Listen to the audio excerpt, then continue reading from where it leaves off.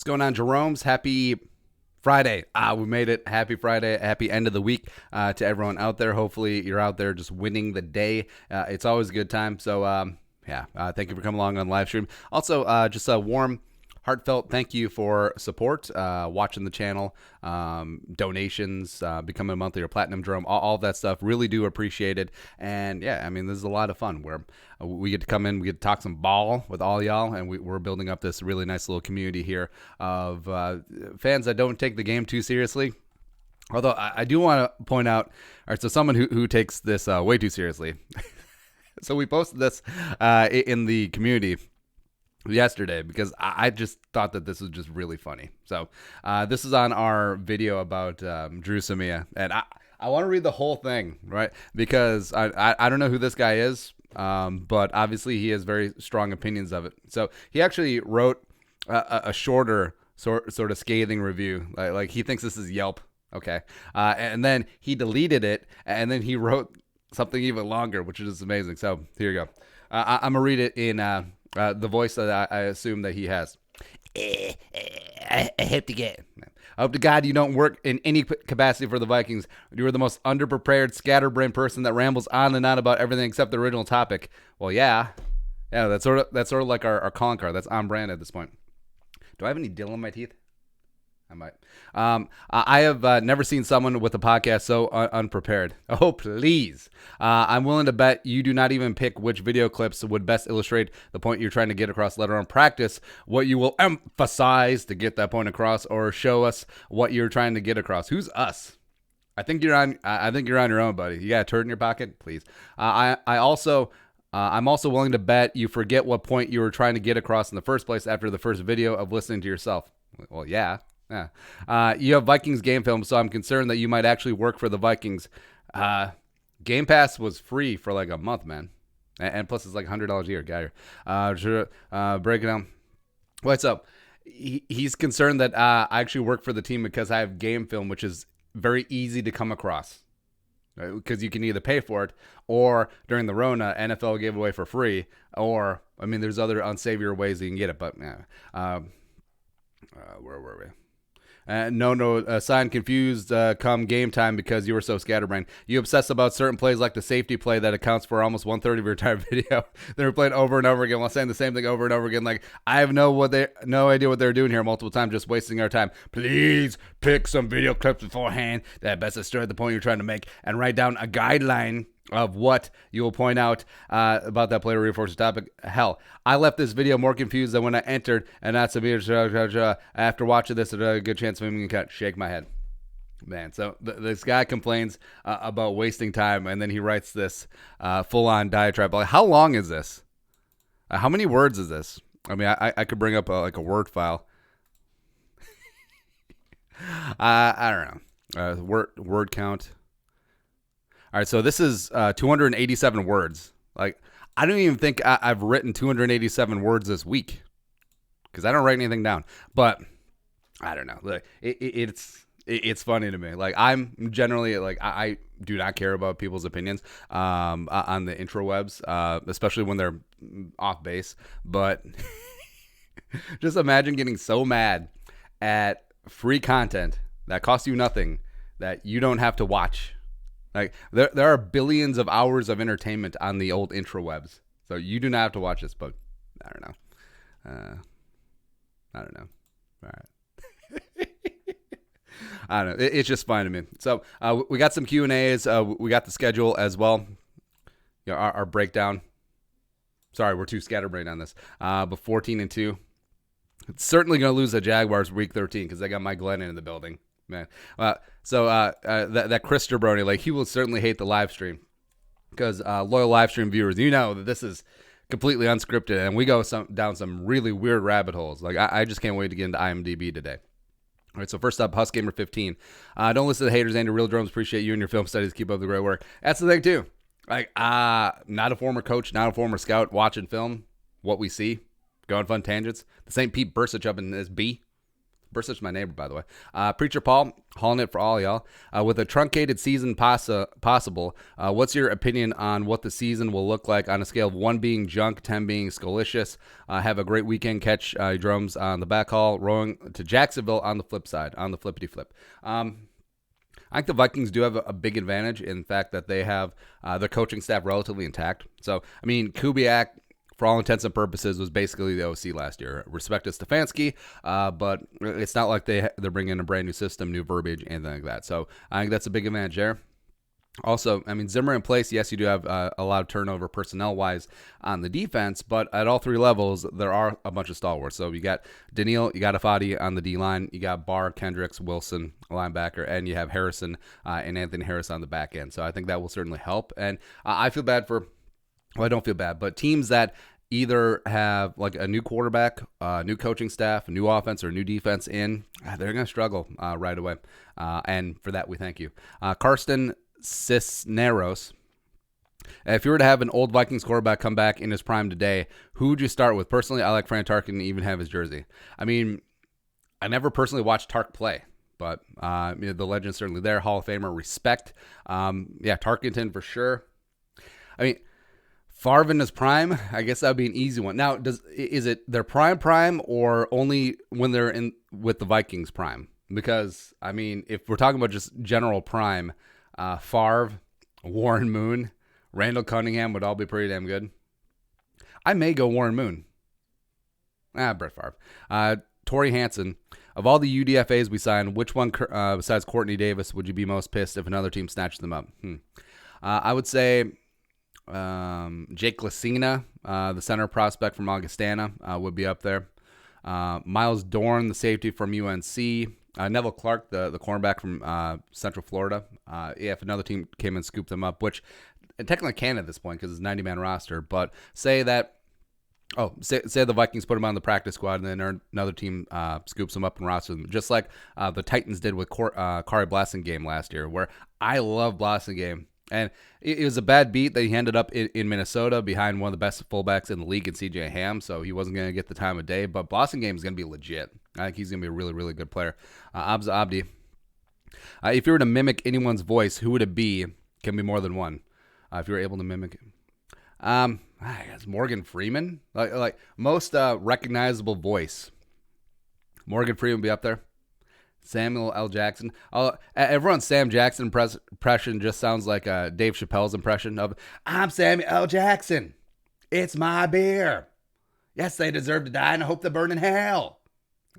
Tyler, do you think that with the lack of fans, it could hurt the Vikings as they have one of the best home field advantages? Certainly part of it, too, but I think the trade-off of being able to play on the road, which, I don't know. There's just something about playing on the road. Something about Cousins on the road. They're able to operate in hostile environments without fans. Indianapolis is underrated. Houston is whatever. But Seattle, definitely week 5. Say that there's no fans allowed until after Sunday Night Football week 5. I would not be mad at that. I wouldn't be mad at that at all. Levi Cracked. I think there'll be fans in stadiums this year. I want to attend the game. I think yes. Maybe not right away. And certainly not full capacity. I think it'll be like every third seat. Something like that. Jacob Sly, 2018 Outback Bowl, Iowa versus Mississippi State, Stanley versus Dantzler. Oh, I have to check that one out. Cyberbullying 123. Imagine week 1, Daniil just lays the pipe on Rodgers and ends his career. Well, you don't wish that on anyone, but I understand. Will you be making a mock fantasy team draft this year? We could do a fantasy league. There was a Jerome's fantasy league last year. It was organized by someone in the chat, so maybe they'll fire that up again. Brian Niaz. More likely scenario, New Orleans falls short of the Super Bowl or Chicago misses the playoffs. All right, so New Orleans doesn't make the Super Bowl or Chicago misses the playoffs. I think they're both likely. Like I don't think the Saints are going to the Super Bowl. And I think Chicago is probably... Man, the odds of betting the Bears to make the playoffs, even though there's 7 teams now, I would say that, man, you're going to have really not good odds. So I think Chicago misses the playoffs like 96% of the time. Rohan Kumar. Predict starting laps for special teams, offense, and defense. Well, Special teams, like all the units. Nah, but you already know who the kicker, punter, long snapper are. Offense, it'll be, again, this is my prediction of my guess of what the team is going to do, not what I would want. So I think it will be offensive line, left to right, Reef, Elfline, my God, Elfline, Bradbury, Samia, Brian O'Neill. You got Rudy and Irv Smith as the tight ends. You got Kirk starting quarterback, CJ Ham the fullback, Dalvin the running back, Thielen, Jefferson wide receivers, BC wide receiver 3. Defense. So talking about like base 4-3, even though nickel is the new base. Actually, we'll do nickel since that's so left to right defensive line. Afadi, Armand Watts at the 3 tech, Michael Pierce at nose tackle, Daniil Hunter at right defensive end, taking over for Everson. It's getting it on. Although Everson is going to be back in the fold. Linebackers, Barr and Kendricks. Cornerbacks, 2 starters, Gladney and Hughes. And then when they go to nickel, 3 cornerbacks, Cameron Dancer comes onto the field, or Holton Hill, and then Mike Hughes kicks in the slot. And then a strong safety, Harrison Smith, free safety, Anthony Harris. There you go. Travis. There's actually a lot of solid tape for Elfline in the run game. Strong agree. But is a possibility to do a film review of Elfline's terrible O-line play, specifically in pass protection? We could certainly do that. I mean, yeah, you even saw on some of the film breakdowns that we did for Boone and Madison, like there's some really nice reps from Pat Elfline, and especially in the run game. But otherwise, yeah. Skull Nation, what is your opinion on the schedule? I think it's pretty damn good. We knew that the Vikings 2020 opponents are going to be tough, but the way that it broke down, so you're hosting the Packers at home, fine, whatever. On the road for 2 out of the first 4 games, you have the AFC South 3 of the first 4 weeks. Do you get Seattle early? And again, that could impact the crowds with the Rona, etc. Bye week is fine at 7, but then I like coming off the bye, so right away, you get the Packers week 1, so you got extra time to prepare for that. Also, you get the extra week to prepare for the Packers week 8 at Lambeau. And also, it's a nice little strata here in the middle of the season where you get 3 straight division games. That's going to be a really tough, very important stretch of the season. And then 3 straight home games. And like we mentioned last night, you have the final 7 games are either indoors or in warm weather. And that's greatly going to benefit the Vikings. So I think also the lack of primetime games. So 1 Sunday Night Football, 1 Monday Night Football. I guess Christmas is technically primetime, even though it's an afternoon game. It's a standalone game, sure. But yeah, I honestly couldn't even handpicked a better schedule for the Vikings. Next up is I got her 1. I have a crush on Courtney Cronin. There you go. Pull for the skull. I got my tickets to see Kirk Ulis beat up on the corpse of Tom Brady in December. What's your prediction for both teams will be by then? It is going to be a showdown. It is going to be, well, hold on. So it is going to be the Vikings. Well, they're 11-1 after losing to the Jaguars. It's just the annual no call, no show game. So it's going to be 11-1 Vikings versus the 12-0 Bucks. Week 14 in Tampa Bay, America's game of the week. That might even get flexed to Sunday Night Football at that point. That'd be a good game. It'd be a really good game. Next up is Kaiser Helm 14. Been a while. I had a lot of homework, but anyways, all Vikings receivers to burn Xavier Rhodes all day long. Yeah, that's going to be a fun week 2 game. Yeah.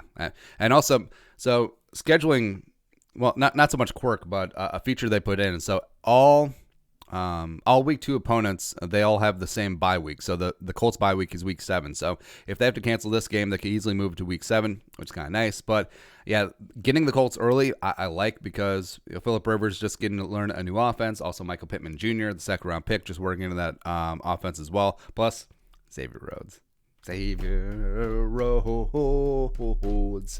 Next up, Rohit and Impudi. How good is the chance we beat the Packers week 8 coming out of the bye on the road? 50-50. Either it happens or it doesn't. Andy's evil twin. Yeah, I'm a little bit creeped out by this. Nothing wrong with my... he seems to know a lot about the Vikings. Serious note, I'm not too fond of that Christmas game because if we lose, then it'll be a bad Christmas. Well, I think as a fan, you should be able to separate your sports fandom from your family and whatnot. So Christmas Day, open the presents under the tree, have a nice ham or ham. Let's see. Now, prime rib's more Christmas Eve, but Christmas Day certainly mad at you. And then, hey, it's a late afternoon game. It's 3:25, so it's like Christmas all morning, and then get ready, and then cry at night if things don't go the Vikings' way. Sam Morris, pick one player on the Vikings offense to have a breakout season, and defense to have a breakout season. All right, so I'm going to pick Olabisi Johnson on offense. Defense, I'm going to pick, well, did Afadio Odenigbo technically break out? I would say yes last year. But I'm going to say Armon Watts breaks out in year 2. What do you think Diggs would do if we win the Super Bowl, delete his Buffalo pictures and come back? He may want to, especially when, he wasn't really fond of Kirk Cousins' deep ball accuracy, although Kirk is one of the best deep ball throwers in the league. Just wait till he gets a little Josh Allen, man. Like, he throws it far, but it's not even the same county. I got it one. You may already know this being history, but the meaning of Jerome in Greek origin means sacred name. I did not know that, but that is cool. Max Kallenberg, fantasy question. Would you trade a 4th-round pick for Nick Chubb or keep either Miles Sanders or Mike Evans and lose an 8th-round pick, half-point PPR keeper? Would trade a 4th-round pick for Nick Chubb. Now, do you have to give up an extra pick to keep Nick Chubb here? Or keep either. All right, so you're only keeping one player. I'll pass on Evans. Getting a little bit longer in the tooth, plus it being a half-point PPR.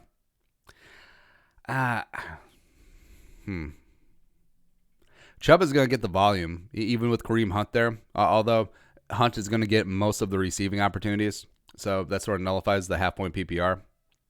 Miles Sanders is really intriguing to me. And see, that's even that. Our lads, Eagles. Because I really liked him coming out of Penn State. And, they sort of put the red shirt on him his rookie year. But, let's see. They really didn't bring in anyone. I mean, they brought in Killins and Michael Warren at UDFAs, it looks like. But, Boston Scott. I really like Boston Scott back in the day, too, though. I mean, they re-signed Corey Clement. Elijah Holyfield is whatever. So, yeah. I may go with Miles Sanders. Give him the 8th-round pick as opposed to trading a 4th. Yeah, go with Miles Sanders. Do you know why the NFL always makes us go Seattle in primetime? I think it's just a quirk where in like divisional, rotational in the NFC, the Vikings came up with Seattle, and then Vikings, Seattle both being good teams the last couple of years, that they end up at the same spot, which you think it would actually flex to Minnesota one time. Also, they're playing them a lot in preseason too. They also got week 4 preseason against the Seahawks, but I don't think preseason's happening this year. So whatever.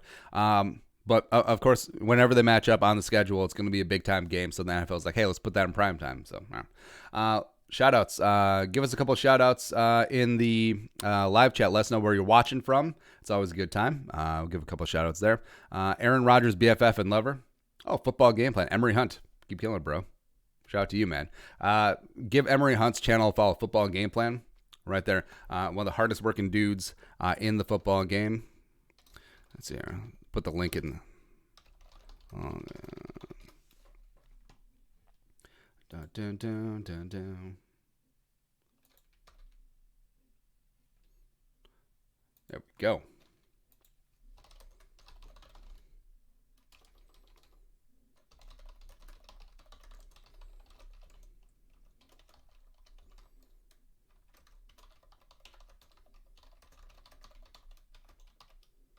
There we go. All right. A couple more, and then we'll give some shout-outs. This is a time where people are saying they're going 11-5, so I guess everyone is going to the playoffs. I mean, yeah, everyone's always looking on the rosy side of life. But I think it's good. That's what's cool about the offseason, where you have free agencies like, oh, we're spending big dollars on guys that aren't going to work out anyway. Oh, the draft. Oh, they drafted my guys. They drafted my guys. Let's go. And then when the schedule comes out, it's like, that's a win, dog. That's a win. That's a loss. That's a win. And then you end up going 4-12. Then you're at the number 3 overall pick. Actually, no, the Lions went 3-12-1. I want to say. Yeah. But yeah, hope does certainly spring eternal, which is kind of funny. Mr. Popo. 2 questions. 1, can teams request some things for scheduling? For example, the Packers started at home last year because of the 100th season. I don't think it's so much the team requesting things. I think it's more the league, just like, all right, so this would be good. This would be a good matchup. This is important here. That's why every year generally every year, unless there's some sort of baseball parking dispute, the Super Bowl champions will host the opening Thursday night game, which is also a big competitive advantage too, by the way, because then you don't have a short week getting ready for a Thursday night game. But that's neither here nor there. They deserve it. No. You're due to. I heard that they request a week 1 home game and this year due to college football games or something. Number 2, isn't it odd the Packers home games are near the end of the season? Well, partially a quirk. Maybe the fix is in. Certainly possible. Brandon Herter. Are the Vikings still trying to trade Anthony Harris?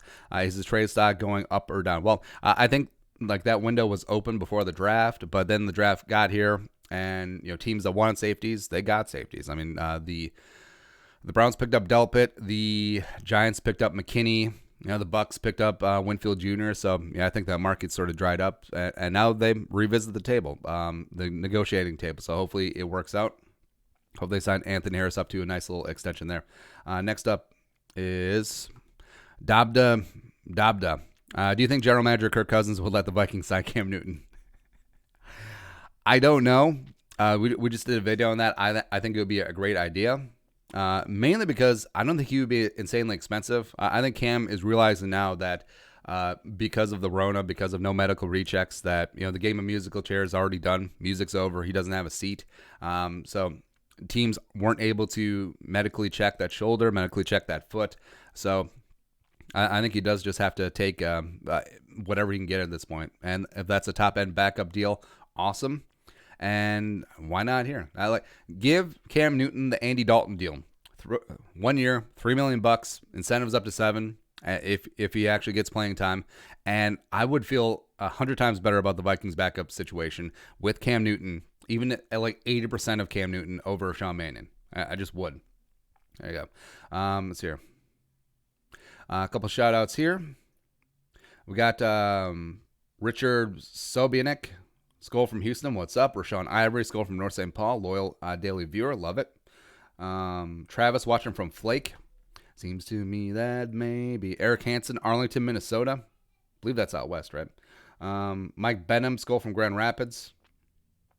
Dylan Turnskull from Winona, fellow WSU alum here, the Haven of Southeast Minnesota. Shout out. What is? All right, so the Gophers have Skyuma, whatever. Does Winona State have like a saying? Winona State, everyone's safety school. That could be it. Let's see. Spielman's watch from her mom's house. Cool. Sean Carone, Crystal Falls, Michigan. Brandon Herter, Skull from Scottsdale, Arizona. David Hill, Skull from Ireland. There you go. Gentlemen, thank you very much for coming along. Zach Ballas, Skull from Northern Colorado. Kai Endall, Skull from Loring Park. What is up? What's going on? All right. Next up is Abzabdi. Keep the hype content rolling. That's right. Harvey Melber. Vikings have the most indoor games of any team with 12. Just 2 primetime games, one being the imploding Bears, and 2 away games that really worry me, Tampa and Seattle. 12-4 seems doable if offense, defense can start strong, good enough for the number 1 spot. I think they'll certainly be in the mix. Also, I do like that the Vikings are sort of flying under everyone's radar because right now it's the Bucks. It's the Saints. Niners aren't even really getting the time of day too, which is funny because they were the Super Bowl participants last year. I mean, Seattle's always going to be hype. The Cowboys, are the Cowboys back? They got 3 deep. Got Jerry Jones. Well, let's get CeeDee Lamb. Click.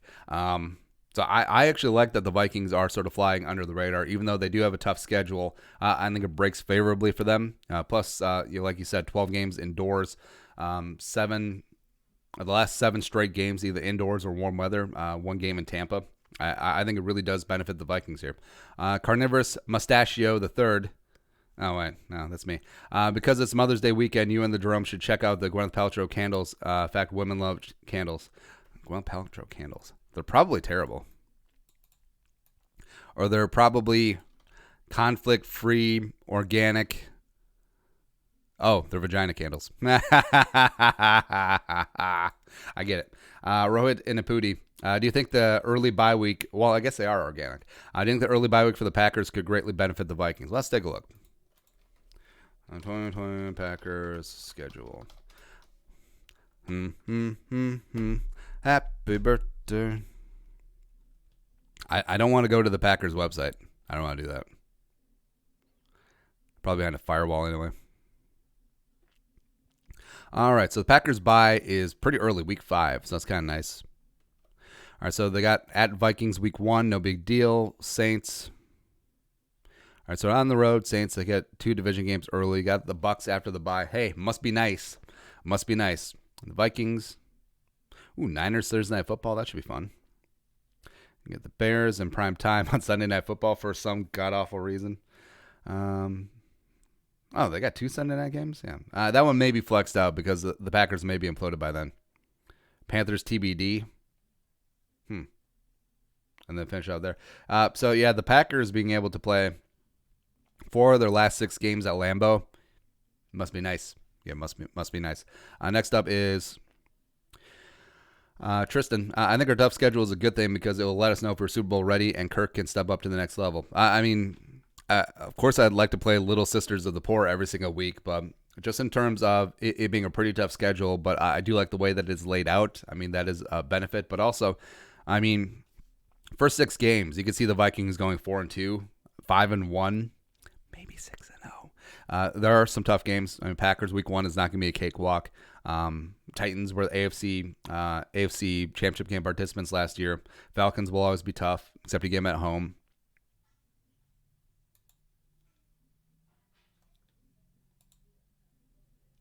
But yeah, I think overall, if the Vikings get to week 6 or the week 7 bye at 4-2, I would take that. I'd be pretty damn happy with that. 4-2 with the caveat that one of the wins is against the Packers, because I think getting that division game done, taking care of business at home is really, really important. But also, say the Vikings start out 1-5, they get to that bye week, say they have an extended Zimmer. What happens then? Is Kubiak taking over head coach week 8, headed up to Lambeau? I think it's distinctly possible. Next up, Dabda. Does the concept of home field advantage still exist with no fans? It's sort of tough because it's basically a neutral field game. Well, neutral field to a degree. The away team still has to travel, still has to interrupt their sleep schedules generally. Still have to do all that, sleep in a hotel, blah, blah, blah. Even the home team generally sleeps in a team hotel too. Not the point. Anyways, I think lack of crowds certainly nullifies home field advantage. I think it does hurt the Vikings. US Bank Stadium, some of the best fans in the world. The place gets loud. I wonder if they'll still blow the horn. All right, so no fans and like minimal game day crew, and then I don't know, they just bring out Jim Marshall and just blows the horn. Just echoes and bellows throughout the entire glass stadium. Charlie Boltman, do you think the Vikings are fast-tracking Kyle Hinton to play guard by seizing him as center and rookie OTAs? I believe the Vikings knew he was a gem back in November. Tom Nalen 2.0. Tom Nalen would be sick. Or Tom Nalen, in terms of 260-pound centers, did great work in the zone scheme for Gary Kubiak and Mike Shanahan. But I was a little bit surprised about Hinton, who was a college left tackle, but he's 6'2", he's got shortish arms at Washburn, where his highlight reel that he's got on his Twitter page. It is like watching The Blind Side or watching Michael Orr just kick like those private school kids' ass in that movie. So moving to center, some question marks, but also he's going to be an interior offensive lineman, so having some center flexibility is certainly fine. But yeah, I'm intrigued to see what Kyle Hinton is going to be in 2 to 3 years. I'm really, really excited what he's going to be. Next up is Chad Franson. How do we get credit for being an OJ original Jerome? Congrats on 25K subscribers. Well, we'll give a shout out. Chad Franson, OG Jerome. No, OG Jerome. Original gangster Jerome. OGJ. It's quite a mouthful. Butt nugget. Will Cameron Dantzler be a starter? And also, will he shadow bigger receivers like Xavier? I think in time, Cameron Dantzler certainly has the skill set to be able to shadow some of the larger receivers around the league. Like Xavier Rhodes in his prime, 2017, first team All-Pro. What was he best at? Going belt buckle to belt buckle against Julio Jones, Mike Evans, and Marvin Jones. And then not so much. Yeah. But I think Dantzler will play starter-ish reps. I don't know if he's going to be like saying base defense that he's going to be one of the two cornerbacks out there. I think the advantage is with Gladney and Hughes at this point. But yeah, he's certainly going to get on the field. I mean, he's just really, really good. He's a very solid technician. He's not afraid. He's great in run support. Needs to add a little bit of weight, but yeah, he's just really, really great. I mean, go watch him against Jamar Chase. Like, just not scared at all. Connor, my thoughts on schedule? It's great. Pulford Skull. I think Monday Night Football has gotten the short straw because, well, Boomer is there. Boomer like Chris Berman? I don't know what he's asking. David Schaefer. First of all, sorry for my English skills. Hey, sorry for my English skills. In my opinion, O-line would be pretty solid if we bring back Josh Klein, let him start at left guard. Samia and Udo can fight for the right guard spot because with a short training camp preseason, it'd be hard for them, especially Udo playing left guard. What do you think? I agree. I think Josh Klein is going to be back in the fold, and I wouldn't mind him at left guard, even though he did great at right guard last year. Some of his best games were at left guard with the Patriots. Before he signed with Tennessee and was exclusively a right guard for them for a number of years. And also, I believe he's a left guard coming out of Kent State. So, there you go. Thank you for the daily video. Skull from Black Forest, Germany. Guten Tag. Have you ever been to Germany? No, but it's on the list of things to do. Griffin Creer. Although, I do love German beer. All right, so Germanized beer, is what we get over here. It's certainly not the same as over there. Bitburger's really good. Hogarden. To be honest, I only got Hogarden because of the name, but it's really good. Hogarden tastes like it's basically Blue Moon. Let's be honest here. Spaten, all the very Spaten Oktoberfest, phenomenal. There's one other one. I forget its name, but outside a British friend who basically called it like the Bud Light of Europe, in that it's so widely available. It's like You'll see how dumb my searches are. European green bottle beer. No, it's not it. It's not Peroni. It's not Stella. Oh, Grolsch. There you go. Yeah, Grolsch. Grolsch is really good.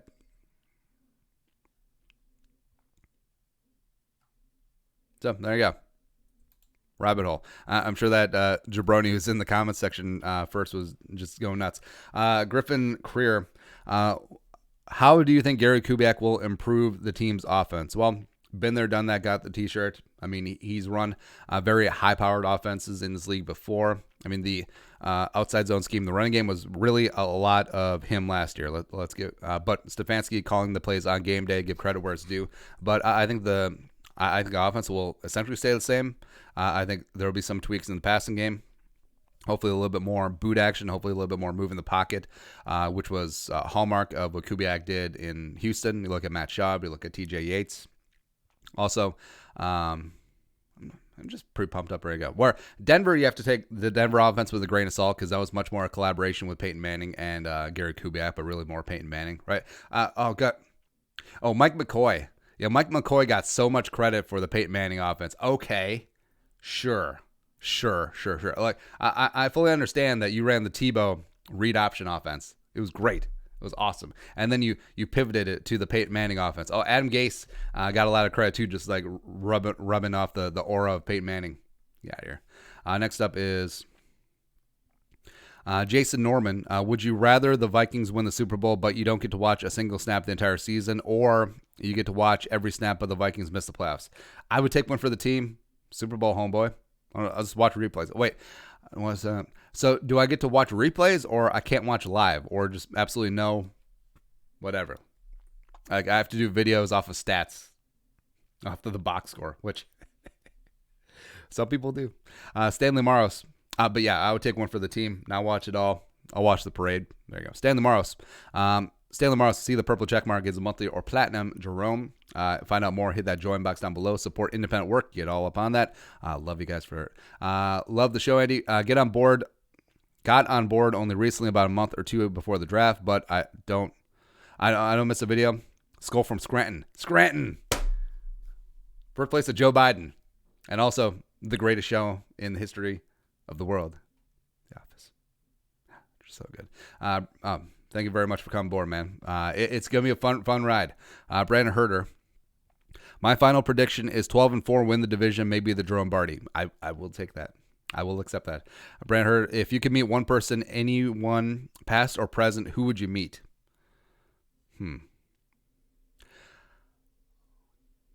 Well, would we be able to communicate? So say I said Julius Caesar, right? Where I think that he was a borderline genius, both politically, both militarily, and just he was just very good at thinking like 9 moves ahead.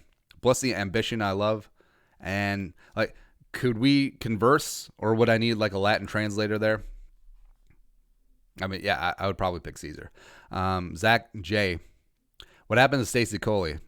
I thought he went to the Giants, and for a hot second with Pat Shurmur. I thought Stacey Coley was gonna be good, man. All right, so he went to the Giants with Shurmur. That was with the Jets last year. Dallas Renegades and Tampa Bay Vipers. Man. Yeah, I really like Stacey Coley coming out. I was pretty pumped on him. Not gonna lie. Sports. And the Vikings pick him up in the 7th round. You're like, okay, maybe he can actually round out into something. He actually started a handful of games. He didn't put up like the massive numbers that you would necessarily be looking for in college, but there's a number of reasons there. Also, it's fine. So when we're editing videos, here's like the Cam Newton video. Every time like a video opens up, it's just a picture of me pressing the play button, so you get a nice little picture of my of the watch. There you go. But yeah, Stacey Coley certainly came in. He made an impression. Like, he was getting some decent reps with the Vikings. PFR. Stacey Coley. But didn't really put up the stats. What can you do? Let's look at Stacey Coley mock draftable.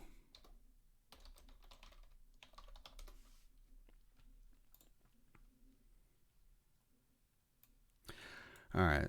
So decent in the broad jump, okay 40. I like that a 4.4 or 5, which is something that none of us could actually run if we were given an entire lifetime. It's still only in 71st percentile.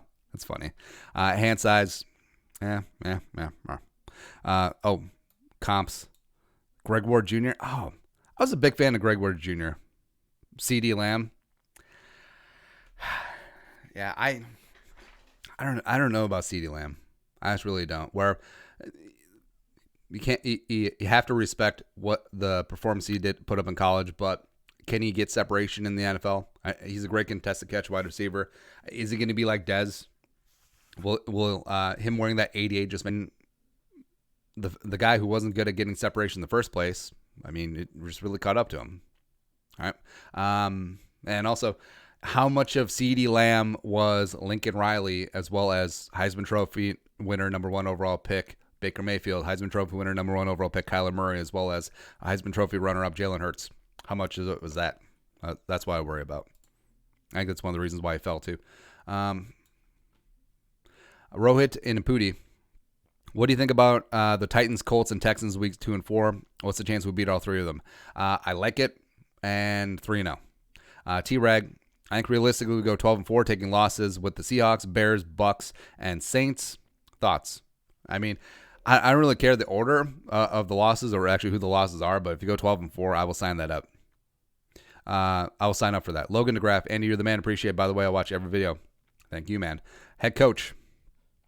They are hyping the Bucks too much. Packers have 5 primetime games. That's 5 too many. Yeah, so the maximum team can play in primetime is 5. So the Packers, 5 primetime games, I don't know. Like, I understand that TV decision makers, like they go with the hits, right? They go with the large market. They go with the national following, blah, blah, blah, but so much.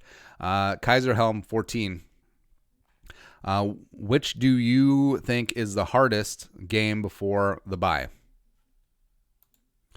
Bring up the handy dandy schedule. Hardest game before the bye. Well, Seattle is the obvious choice. I think the Colts will be pretty sporty. It is nice that you do have 3 home games, but they're all against pretty tough teams. So the Packers, Titans, Falcons, none of those are going to be a cakewalk. But yeah, I'm going to say Seattle as of right now. Bryce Bernhardt, in my opinion, KFC chicken is trash. What say you? I think it's fine. Like, it's certainly not Bojangles. It's certainly not Popeyes. It's certainly not what else is great chicken? Like Bojangles, Churches. If you're ever in an area that has Churches, they're phenomenal too. But I think KFC is perfectly adequate and fine, especially for like the Minnesota Gringo palate, which it's got a grain of pepper. It's too spicy. Please. But I think overall it's okay. But by the way, how come it took so long for KFC to get into the wing game? That's what I want to know, because I specifically remember 2007, 2008. So, but it was a Super Bowl from 2007 season. Remember, Patriots trying to go 19-0, and the Giants, Giants coming in just crapping all over the Cheerios. David Tyree, Eli, Sling Blade, that whole thing, right? But I specifically remember that was the first time that KFC started offering wings, because I remember a bunch of my college friends, we got together to watch the game, and we got like 10 buckets of them, right? So it was just weird, right? It's like, you know how to fry chicken. You get the chicken parts. It's easy to get wings from your distributors. Why don't you do wings? Everyone loves wings. But Mr. Popo, just nitpicking on schedule. 3 straight AFC games, 3 straight division games, 3 straight home games, 3 primetime games of the road, counting Christmas. I think it's more just like whatever. Like maybe the Vikings schedule just last, and they're just like, just throw everything together. Jerome Jabroni. What will be the overall toughest game of the season? Should say the Bucks. Saints ain't going to be whistling Dixie. Yeah, each of these individual games have their pitfalls for sure. I think the Vikings should be favored in probably 10 of the games.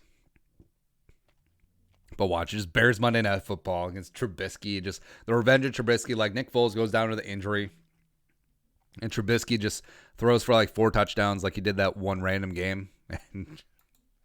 Yeah, stuff. Seth B. Herman. Nick Doroff.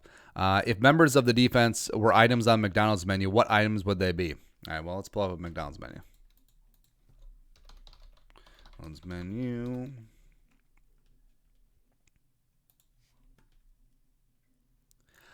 Well, Big Mac would be Michael Pierce. I mean, that one's pretty easy. I mean, also, you could sort of like Michael Mac. Small world famous fries, that'd be Jeff Gladney. Let's see here.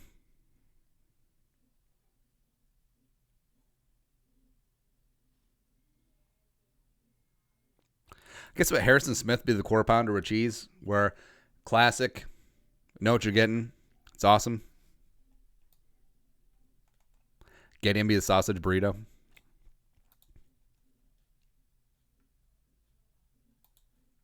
See, I don't want to list any players as the chicken, though. A double quarter pounder. Oh, wait, double quarter pounder, that's Bar and Kendricks combined. I mean, you just got the best of both worlds. Artisan grilled chicken sandwich. I don't know. That would have been Wayne's. Filet o fish. Yeah. Filet o fish is Gideon. That's for sure. I don't know. I put more thought into this. But man, all day breakfast at McDonald's. When did they start that? That was like 3 years ago. That was a game changer. It really was. Yeah.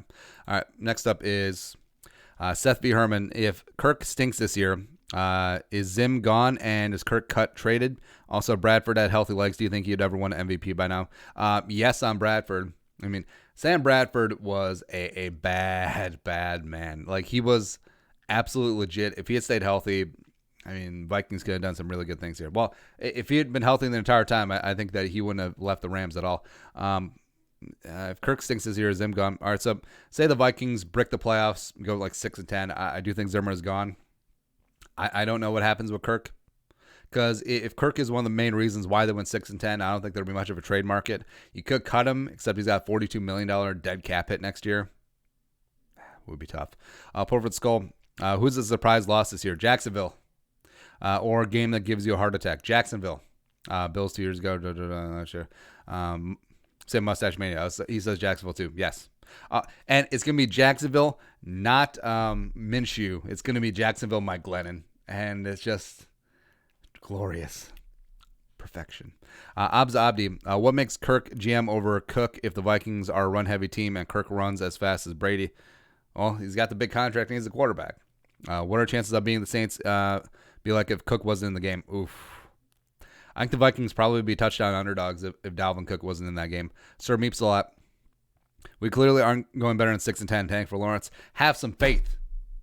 14-2 minimum, or I send it back. But yesterday we went through and we did the whole that's a win, dog, that's a loss. But let's actually look at these games more realistically. All right, see how we do. So first week is going to be a win, obviously. So chalk that one up. Week 2 may be tough. I mean, the Colts, Frank Reich, he's no slouch. Say that's a loss. Home against the Titans. Man, if the Vikings run defense can't get their ish together, it could be really, really tough.